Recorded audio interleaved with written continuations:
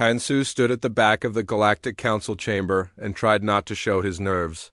The room was enormous, built to hold representatives from 40 different species.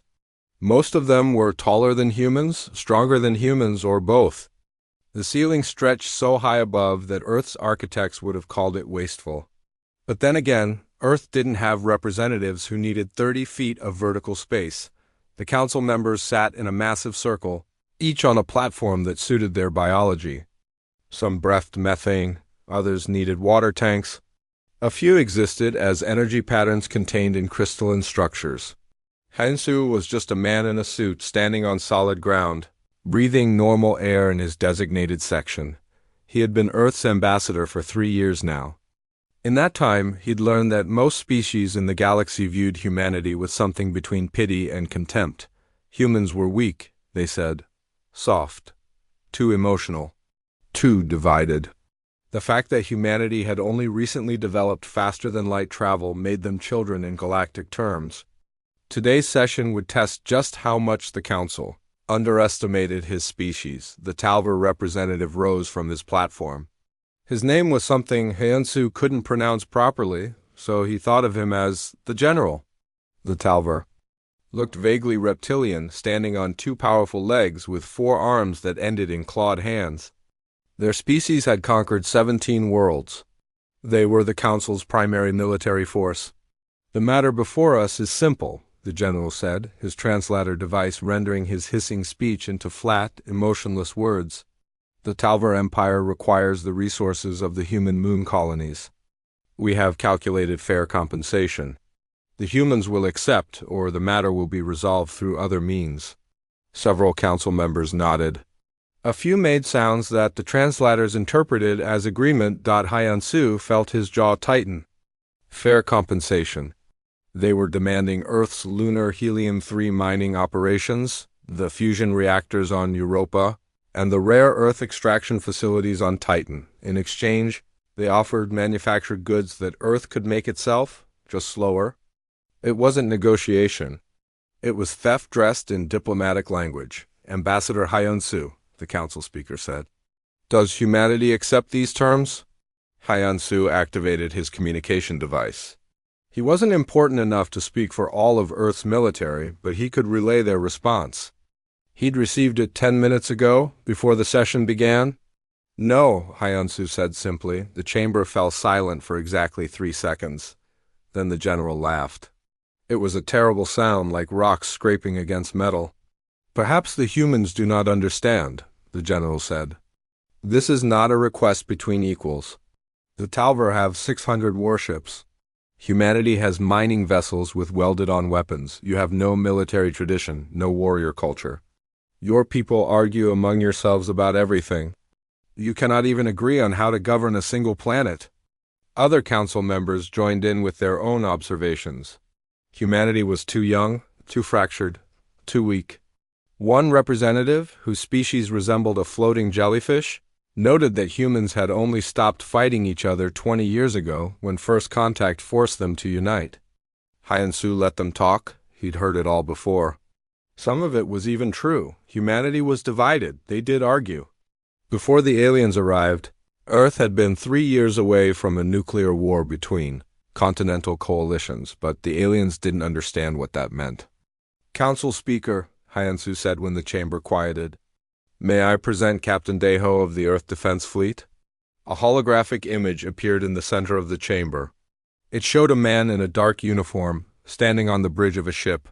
Deho was 42 years old, with gray streaks in his black hair and a scar across his left cheek from a mining accident in his youth. He looked tired.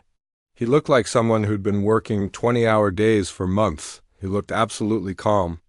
"Honorable Council," Deho said, his image nodding with perfect politeness, "I speak for Earth's defense forces. We respectfully decline the Talver demands. You decline?" The general's translator couldn't quite capture his tone, but Hyansu imagined it was amused. "Captain, your species cannot stand against the Talver military. We have conquered worlds with armies 10 times your size." "That may be true," Deho said. His voice was steady, measured. "But those worlds surrendered when they realized they couldn't win. Humans don't think that way." You would fight a war you cannot win? We would fight a war where we make victory cost more than you're willing to pay. The general made a sound that might have been laughter or anger. Bold words from a species that builds warships from mining equipment. Yes, Deho agreed. We do repurpose our civilian craft. That's true. We don't have centuries of military tradition like the Talver. We've been in space for less than 50 years. He paused, and something changed in his expression. It wasn't anger. It wasn't fear. It was something colder. But we've been fighting each other for 50,000 years. We know 1,500 ways to kill someone with our bare hands. We've poisoned water supplies, burned entire cities, and fought wars that lasted for generations. We invented weapons so terrible that we banned ourselves from using them. We created diseases as weapons, then created worse diseases by accident. We split the atom and immediately thought to make it a bomb. The chamber was very quiet now. We are very, very good at war, Deho continued. We just never had anyone else to fight before. So yes, General, our ships are made from mining equipment. Our tactics are experimental. Our fleet is small. But if you come for our colonies, we will fight you with everything we have. And I promise you this, you will win, eventually, but you'll lose so many ships. So many soldiers that every other species in the council will see the Talver bleed. Deho leaned forward slightly. And they'll wonder if maybe they should test you next. The hologram ended. Heinsu stood in the sudden silence, watching the council process what they'd heard. Some representatives were whispering to each other. Others sat perfectly still, which their species apparently did when thinking hard. The general's clawed hands clenched and unclenched. The human captain threatens the Talver Empire. No, Heinsu said quietly. He's explaining what will happen. There's a difference. The council speaker raised one of its appendages, calling for order. This session is adjourned. The council will consider the matter and vote on potential resolutions. As the chamber emptied, the general approached Heinsu. Up close, the Talver was massive, easily 8 feet tall, with muscles that could crush steel. Your captain is foolish, the general said. He speaks of making us pay a price, but humans will pay everything.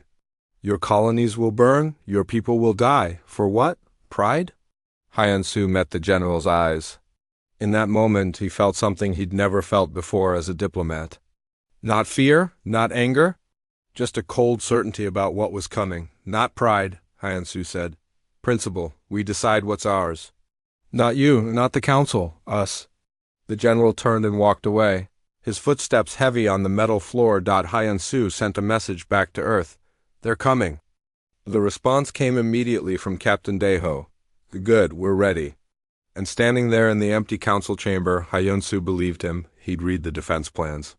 He'd seen what Earth's engineers had built in secret. The galaxy thought humanity was weak. They were about to learn different.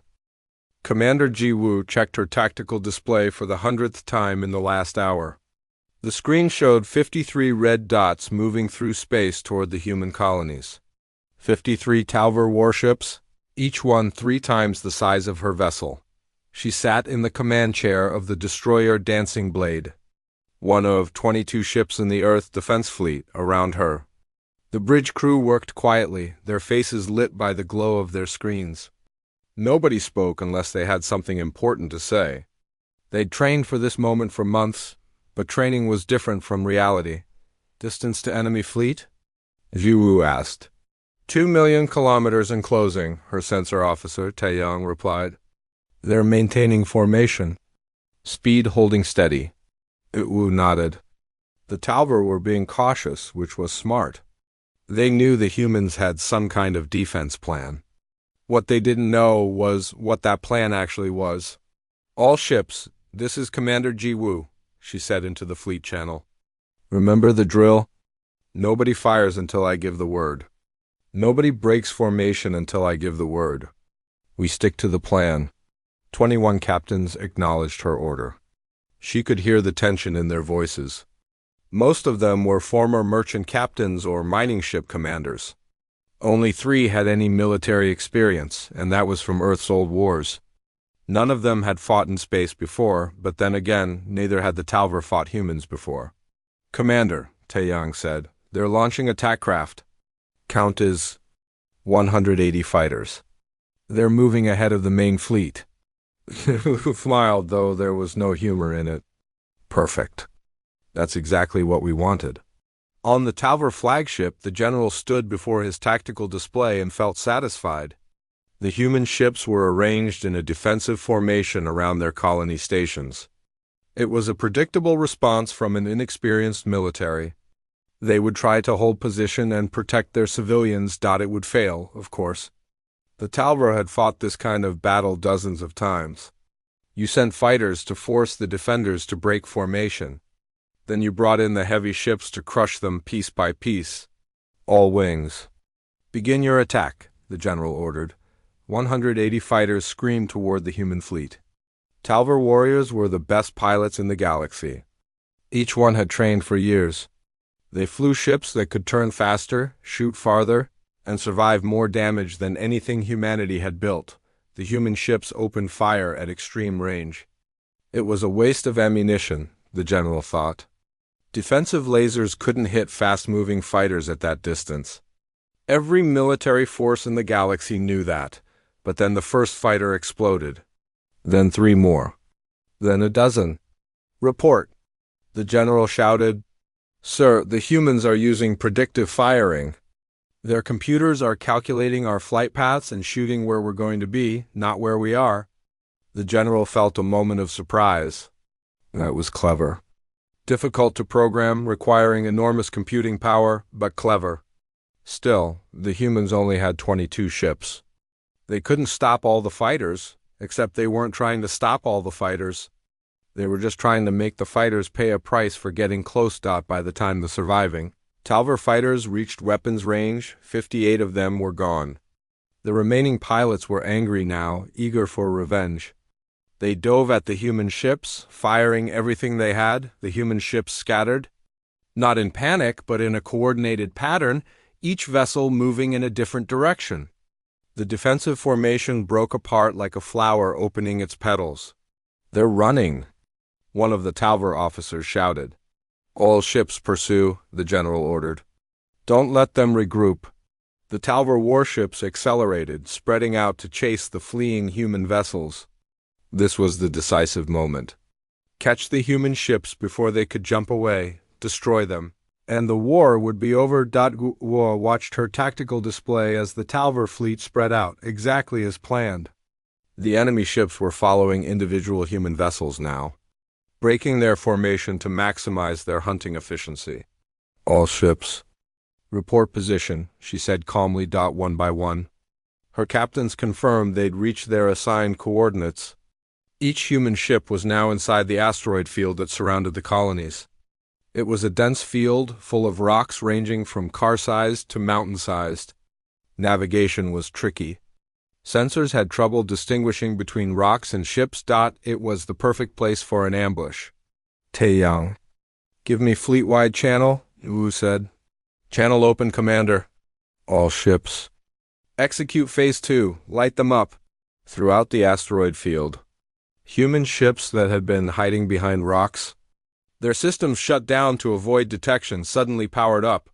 The Talver had been chasing 22 human vessels. There were actually 48. The extra ships weren't military vessels. They were mining ships, cargo haulers, even a few passenger transports. But each one had been modified with weapons. More importantly, each one had been loaded with mining charges. The mining charges were simple devices, used to split asteroids apart for easier processing. They weren't designed as weapons. But explosives didn't care what they were designed for. Human ships that had been fleeing suddenly reversed course, burning their engines at full power back toward their pursuers. The Talver warships, confused by the sudden change, tried to adjust. Some attempted to fire. Others tried to evade. Then the asteroids started exploding. Mining charges, planted days ago on dozens of rocks throughout the field, detonated in a carefully timed sequence. Massive chunks of stone and metal flew in every direction. Talver ships, designed to fight in open space, found themselves dodging debris at lethal speeds. 3 warships died immediately, torn apart by impacts. 5 more suffered critical damage, their hulls breached, their engines failing. The survivors tried to retreat, to pull back to open space where they could regroup. That's when the human ships attacked for real. Jiwoo's dancing blade came around a rotating asteroid and found herself 200 meters from a Talver cruiser. At this range, even human weapons couldn't miss. She fired everything, her railguns punching holes through the enemy ship's armor, her missiles striking the already damaged sections all across the asteroid field. Similar battles erupted. Human ships, smaller and faster, used the rocks for cover.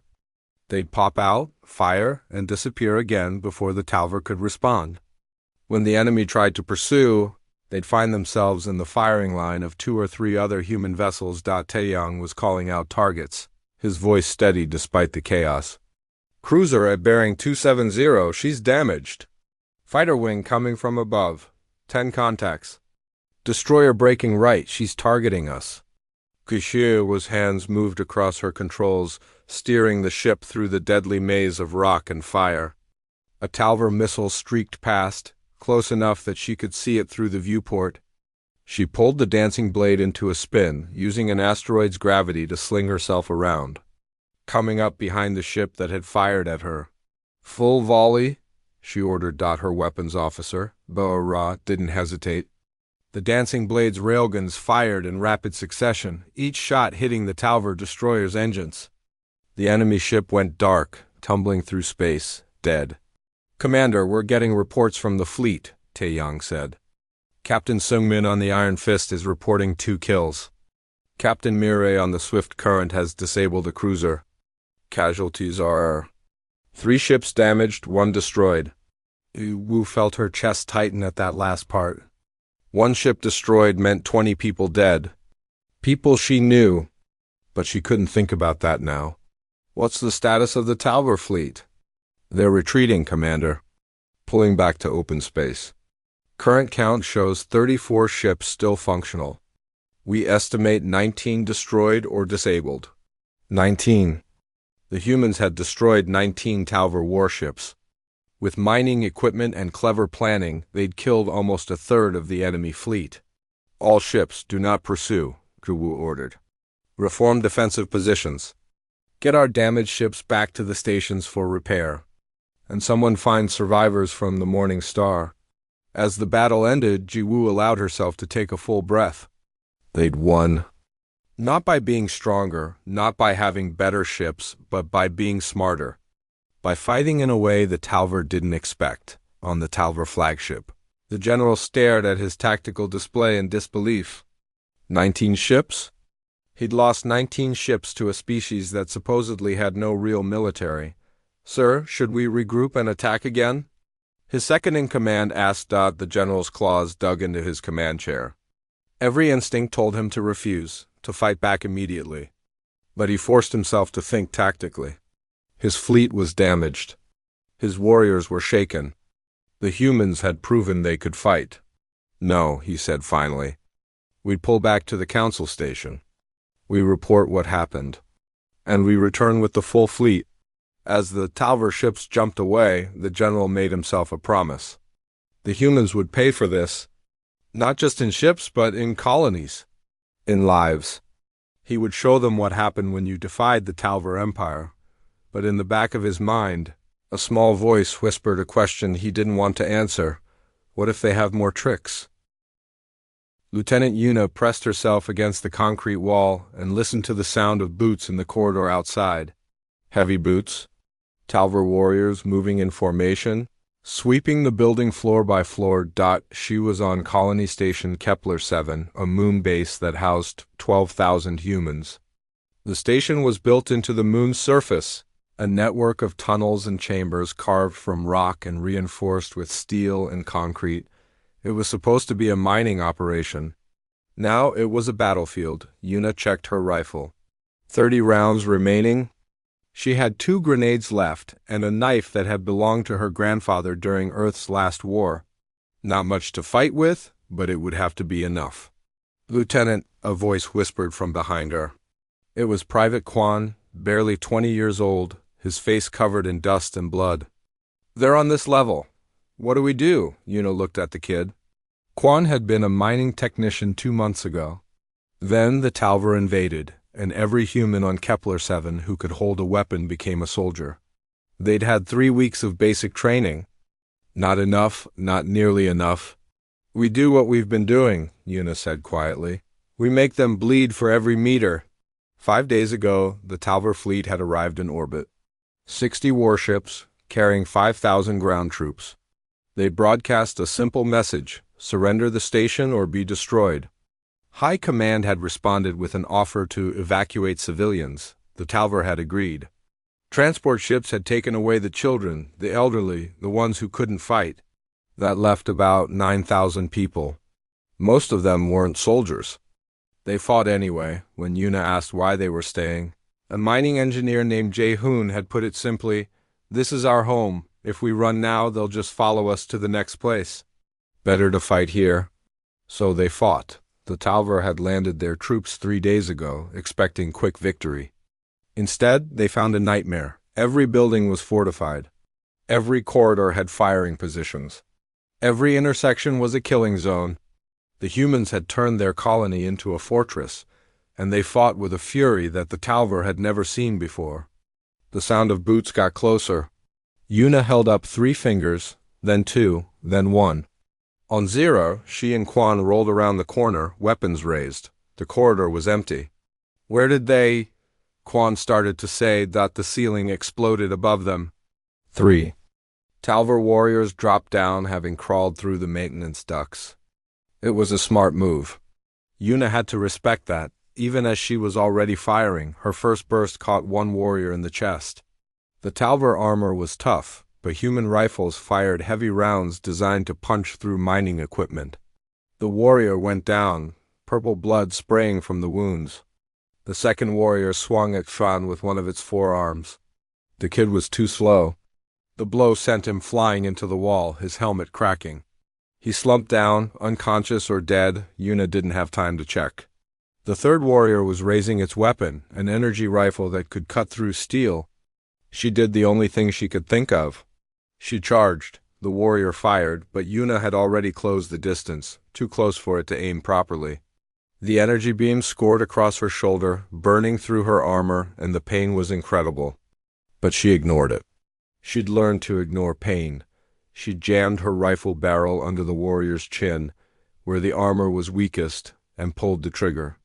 The Talver-S head snapped back, and it fell. The second warrior was getting up, reaching for its weapon. Una shot it twice more, then twice again. Then she kept shooting until her rifle clicked empty. She stood there, breathing hard, her shoulder on fire with pain. Quan was moving, groaning. "Alive then? Good. Can you walk?" she asked, her voice rough. "Think so," Quan mumbled, touching his cracked helmet. "What now? Now we fall back to Section 7 and regroup." They helped each other through the tunnels, past walls scorched by energy weapons, past bodies of both humans and Talver. The station looked like it had been hit by a bomb. In some places it had been. Section 7 was a large chamber that had once been a cafeteria. Now it was a field hospital and command post combined. About 200 humans were there, some wounded, some just exhausted. Una saw Sergeant Kiwon, who'd been a cargo pilot before the war. He had a bandage around his head and was directing ammunition distribution. "Lieutenant," Kiwon said when he saw her. "Heard you held Sector 12? Good work." "We didn't hold it," Una said, accepting water from a medic. "We just made them pay to take it." That was the strategy. Don't try to hold positions you couldn't defend. Instead, make the enemy fight for every meter, then fall back and make them fight again. Every building they took cost them warriors. Every corridor was a battle. Every room was a trap. The Talver were winning, but slowly, painfully slowly, a man approached, older than most, with gray hair and tired eyes. Dr. Hansal, who'd been treating wounded for 3 days straight. "Lieutenant, we've lost sections 8 through 15. The Talver are pushing toward the main reactor. If they take that, we lose life support. How many fighters do we have left?" Una asked. "Maybe 300 who can still hold a weapon. Another 100 who could if we're desperate." 300. It started with 9,000. The number hit Una like a punch to the gut, but she didn't let it show on her face. Can't show weakness. Can't give up. Then we make our stand at the reactor, she said. Set up overlapping fields of fire. Plant whatever explosives we have left in the approach tunnels. If we can't hold it, we blow it. Dr. Hansal looked at her with an expression she couldn't read. If you blow the reactor, you'll kill everyone in the station, including us. I know, he nodded slowly. I'll tell the others. That night, if you could call it night in a place where the lights never changed, Yuna sat with her back against the wall and tried to remember what peace felt like. It had only been 3 days, but it seemed like years since she'd slept in a real bed, eaten a real meal, done anything normal.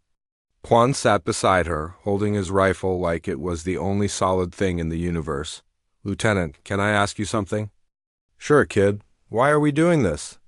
High Command offered evacuation. We could have left. Yuna looked at the young man. He was scared. They all were. But he was still here, still fighting. You know Earth's history? She asked. Before we met the aliens? Some. We had lots of wars. Yeah, terrible wars. Wars where entire cities burned. Wars where millions died. And you know what people always asked afterward? They asked, how could we do that to each other?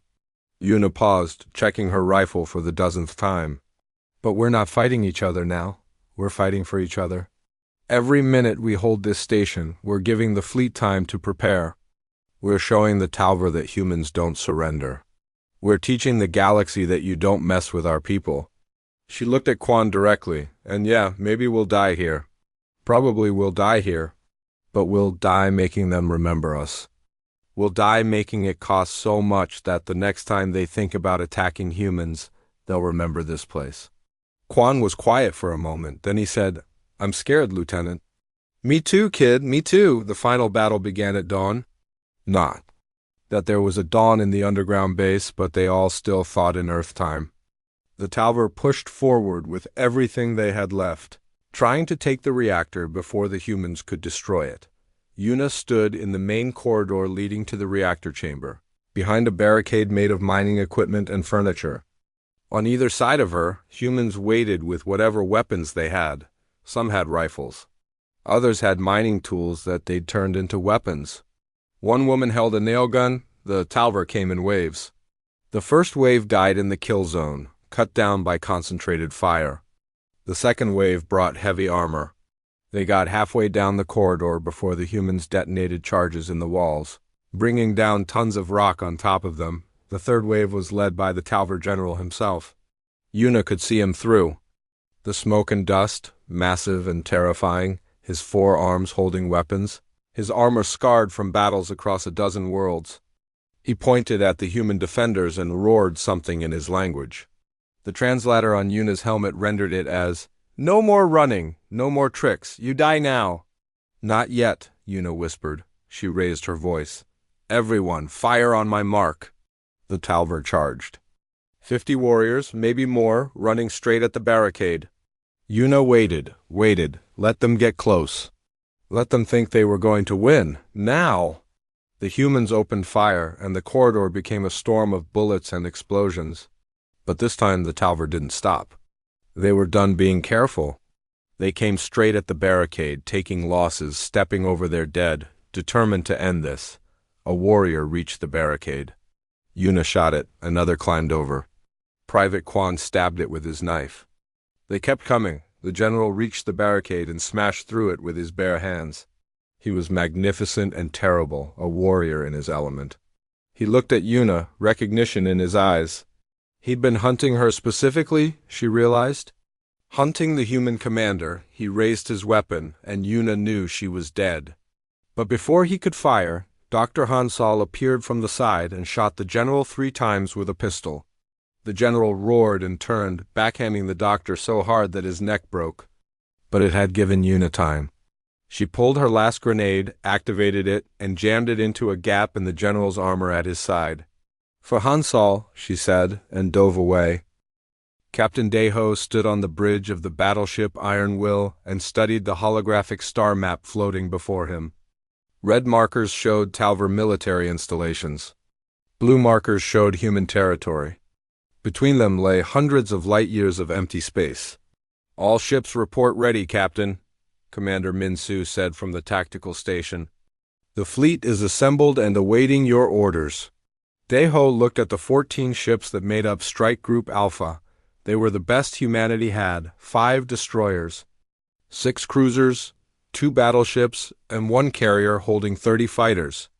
It wasn't much compared to the Talver military, but it was everything Earth could spare for this mission, a mission that High Command had argued about for 3 days before approving. Helm, set course for the Talver home system, Daeho said quietly. The bridge went silent. Everyone knew the plan, but hearing it said out loud made it real. They were going to attack the Talver homeworld itself. Not the military bases. Not the colonies. The actual home system where billions of Talver civilians lived.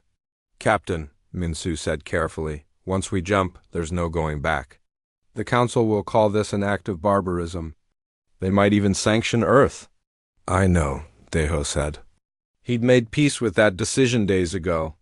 But if we don't do this, the Talver will keep coming. They'll wear us down, planet by planet, colony by colony, until there's nothing left. We need to end this war now. He turned to face his crew. Young faces, most of them. People who'd never expected to fight in a war. I want everyone to understand something, he said. What we're about to do will be remembered forever. Maybe as a great victory. Maybe as a terrible crime. But it will be remembered. Anyone who wants to object or request transfer to another ship, do it now. No judgment. Nobody moved. Nobody spoke. After a moment, Min-Su said, "We're with you, Captain." Daeho nodded. Then let's finish this war. Helm, execute jump. The stars stretched and twisted as the fleet entered faster-than-light travel. For 3 days, they would cross the vast distance between human and Talver space. 3 days to prepare. 3 days to doubt. Daeho spent that time reviewing the plan. It was simple in concept, but would require perfect execution. They would jump into the Talver home system, bypass the military stations, and appear directly above the homeworld. Then they would broadcast a message that would end the war one way or another on the second day. Commander Jiwoo's recorded message arrived via delayed transmission. She described the battle at Kepler 7, the casualties, the sacrifice, the way humans had fought and died to hold a single colony station. Daeho watched the recording 3 times. Each time, he felt the weight of command grow heavier. All those people dead, for what? So that humanity could prove it wouldn't surrender? No, so that humanity could survive. That's what he had to remember. On the 3rd day, Lieutenant Byung-hoon from Communications brought him an intercepted Talver transmission. Captain, their propaganda networks are calling us cowards. They say we used dishonorable tactics, that we're not real warriors. Daeho almost laughed. Real warriors. They invaded our colonies with overwhelming force and got bloodied. Now we're cowards? Should I prepare a response, sir? No, let them think what they want. We'll respond with actions, not words. When the fleet emerged from faster-than-light travel, they found themselves exactly where they needed to be, 1 million kilometers above the Talver homeworld. It was a beautiful planet, blue and green with swirls of white clouds, bigger than Earth with 3 moons, home to 8 billion Talver, the capital of an empire that had conquered 17 worlds. Sir, multiple contacts. The sensor officer shouted. Defense platforms are powering up. Count is 48 stations, each armed with heavy weapons. We're also detecting a defense fleet. 20 ships in close orbit, another 30 on approach. Are they hailing us? Daeho asked. Yes, sir. They're demanding we leave immediately or be destroyed. Daeho had expected nothing less. Open a channel. All frequencies. I want every Talver ship, station, and planetary receiver to hear this. Channel open, Captain. Daeho took a breath. This was the moment everything hinged on. Not the fighting. Not the tactics. Just words. This is Captain Daeho of the Earth Defense Fleet, Commanding Officer of Strike Group Alpha. We are here above your homeworld with 14 warships. We know you have defenses. We know you have a fleet. We know you could possibly destroy us if we fought." He paused, letting that sink in. "But before you attack, I want you to understand something. Look at your tactical displays. We didn't appear near your military stations. We're not attacking your fleet. We're here, above your planet, where your families live. Your children. Your cities." On the Talver flagship defending the planet, Admiral Krelter stared at his display in disbelief. The humans had bypassed every defensive position and jumped directly to the homeworld. It was a move so audacious, so insane, that no sane military would attempt it unless they were desperate. Or unless they had a plan. "Should we engage, Admiral?" his weapons officer asked. "Wait," Krelter said. Something about this felt wrong. The humans had proven themselves cunning. This wasn't a simple attack. "Let's hear what they have to say." Deho continued his broadcast. "Your empire made a mistake. You thought humanity was weak because we're new to space. You thought we would surrender our colonies because we lack military tradition. You were wrong." On the planet below, billions of Talver watched their screens as the human captain spoke. In the council chamber, light years away, representatives received the broadcast with shock. In the human colonies, exhausted defenders listened and hoped. "We fought you at the asteroid field," Deho said. "We made you pay in ships. We fought you at Kepler-7. We made you pay in warriors. At every step, we showed you that humans don't surrender. We don't retreat. We fight until we win or until we die." His voice grew harder. "And now we're here, above your homeworld, to show you something else. We could destroy you. Right now, we have weapons that could crack your planet's crust. We have missiles that could burn your atmosphere. We have bombs that would turn your cities to glass." On the planet, panic began to spread.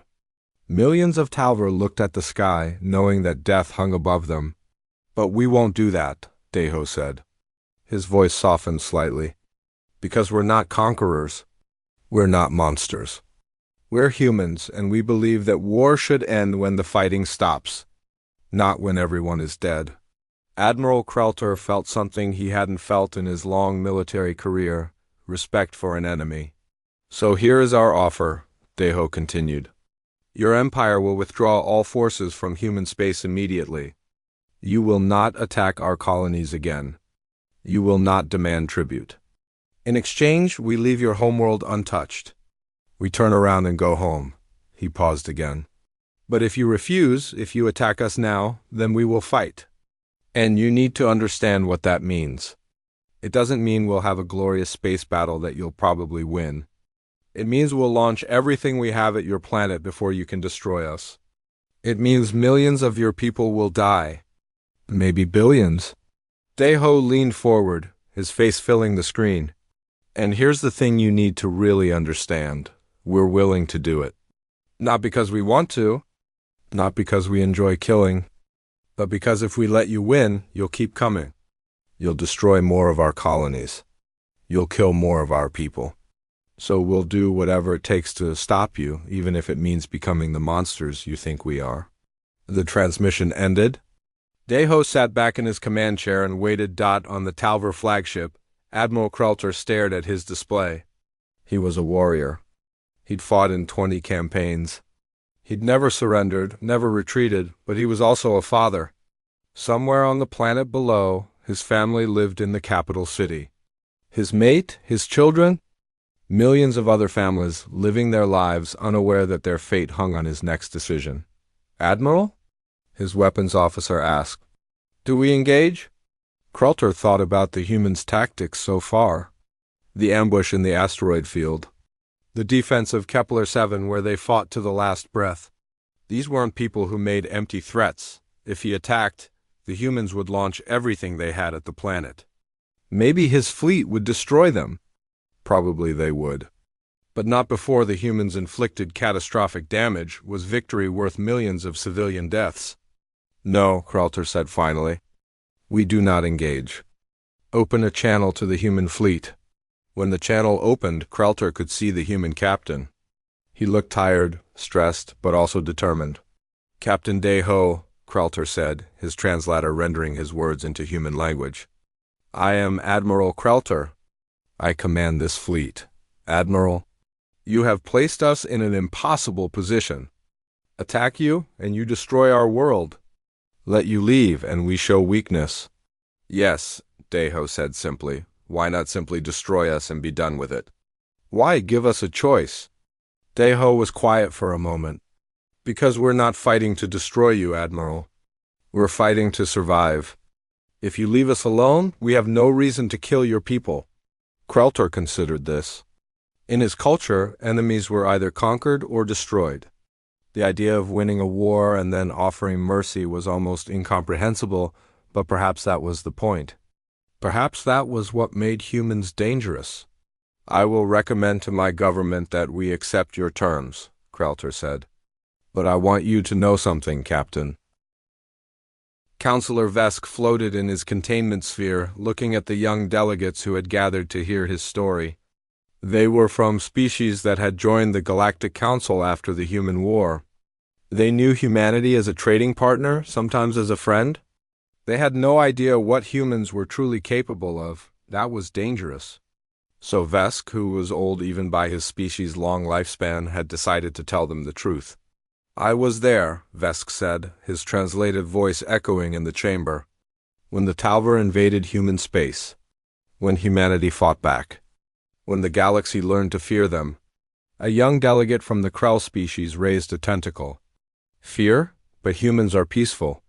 They trade fairly. They help with disaster relief. Yes, Vesk agreed. They do all those things, now, but you must understand what they were like during the war. What they're still capable of being. He activated the holographic display, showing the battle at the asteroid field. The Talver thought they would win easily. They had more ships, better weapons, centuries of military experience. But the humans won anyway. Do you know why? The young delegates shook their heads or made whatever gesture their species used for uncertainty. Because humans don't fight fair, Vesk said. They fight to win. They used mining charges as weapons. They hid ships among asteroids. They sacrificed damaged vessels as decoys. Every tactic that the Talver considered dishonorable, humans used without hesitation. Another delegate, this one from a species that resembled a crystal formation, asked, but surely that's just clever tactics? It was, Vesk said. But it was also a warning. Humans were telling us that they didn't care about our rules for warfare. They cared about survival. He changed the holographic display to show Kepler 7. Then came the ground battle. The Talver landed 5,000 of their best warriors on a single colony. They expected quick surrender. Instead, humans fought them for 3 days in tunnel warfare. Do you know how tunnel warfare works? The young delegates didn't answer. It's brutal, Vesk continued. Close quarters. No room for tactics.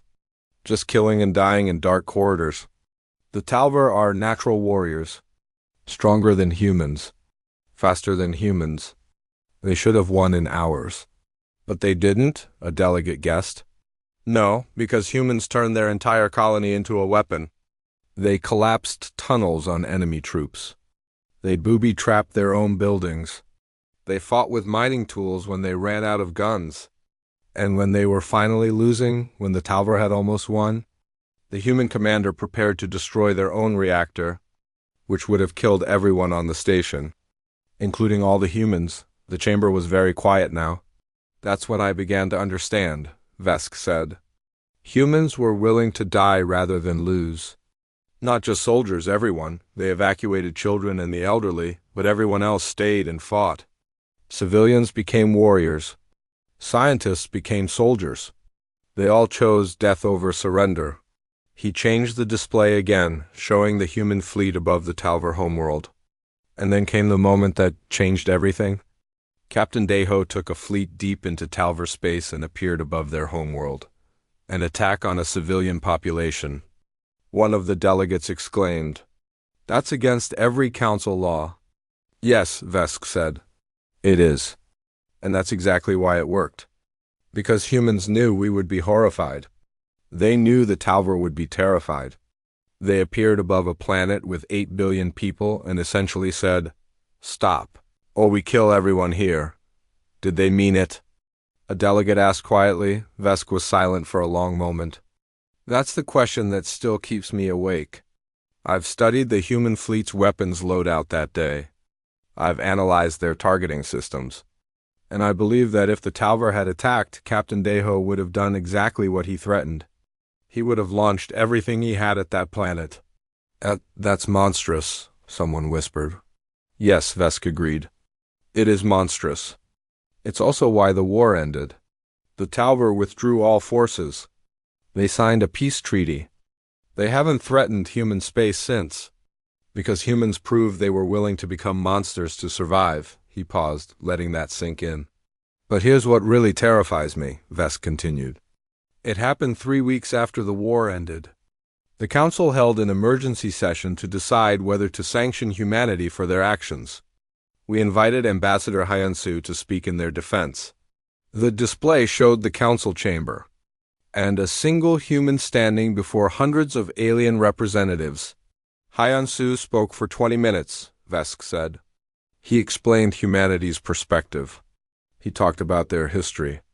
And then he said something that I will never forget. Vesk played the recording. The human ambassador's voice filled the chamber. We appreciate the Council's understanding during this difficult time. We know our tactics were controversial. We know we pushed the boundaries of acceptable warfare. But I want to be very clear about something. The human paused, looking around the chamber. Everything you saw during the war with the Talver was humanity holding back. We fought a limited war. We followed most of the Council's rules of engagement. We tried to minimize civilian casualties.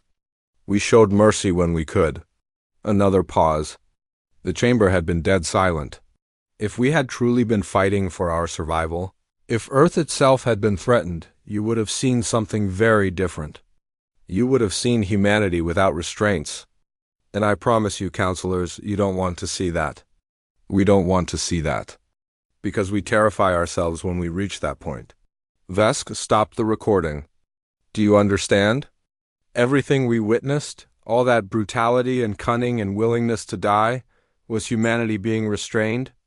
That was them fighting carefully. The young delegates looked shocked. One of them finally asked, what did they mean?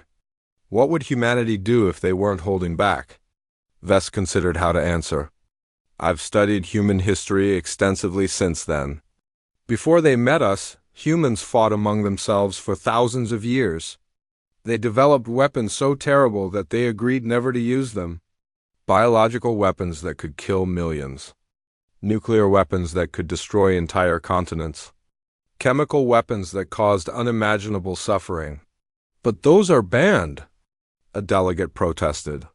They're banned because humans created them and then realized they'd gone too far, Vesk said. They built weapons, looked at what they'd done, and said, never again, but the weapons exist. The knowledge exists. If humanity truly faced extinction, do you think they'd hesitate to use them? He brought up another display, showing casualty figures from human wars before the Talver invasion. In their last major conflict on Earth, humans killed millions of their own kind. They bombed cities. They burned forests. They poisoned water supplies.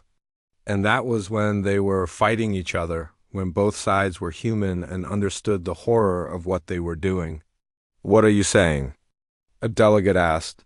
I'm saying that humanity's capacity for violence, when fully unleashed, is beyond anything the Council has experienced. Most species in the galaxy fight to win territory or resources. They have limits, rules, things they won't do even in war. Vesk's sphere pulsed with light, a sign of emotion in his species. Humans fight to survive. And when survival is at stake, they have no limits. They will use any weapon. They will sacrifice anything. They will become whatever they need to become. And that's what Ambassador Heinsu was telling us. That was him saying, you saw us being careful. You don't want to see us being desperate. The chamber was silent. Finally, the Krell delegate who had spoken first asked, so why do we allow them on the Council? Why do we trade with them if they're so dangerous? Vesk smiled or made the gesture his species used for approval. Because they're also the only species that voluntarily limits themselves. They're the ones who said we won't use these terrible weapons. They're the ones who showed mercy when they could have destroyed the Talver homeworld. They're the ones who fight fiercely but stop fighting when the enemy surrenders. He brought up a final image. It showed human medical teams helping rebuild Kepler-7, working alongside Talver volunteers. Former enemies working together. Humans are dangerous, Vesk said. Perhaps the most dangerous species in the galaxy. But they're also capable of incredible compassion. They help their enemies after defeating them.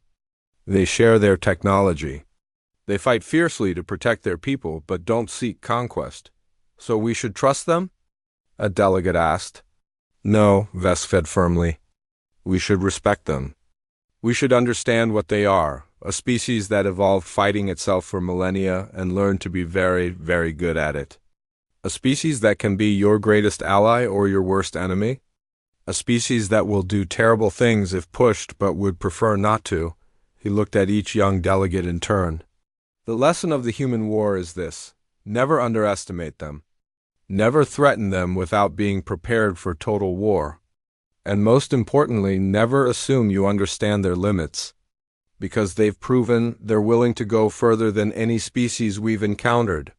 But they've been peaceful since the war, one delegate pointed out. Yes, Vesk agreed. Because they won. Because the galaxy learned to respect them. Because we gave them a seat on the council and treated them as equals. As long as we do that, as long as we don't threaten their survival, humans are wonderful partners. He paused.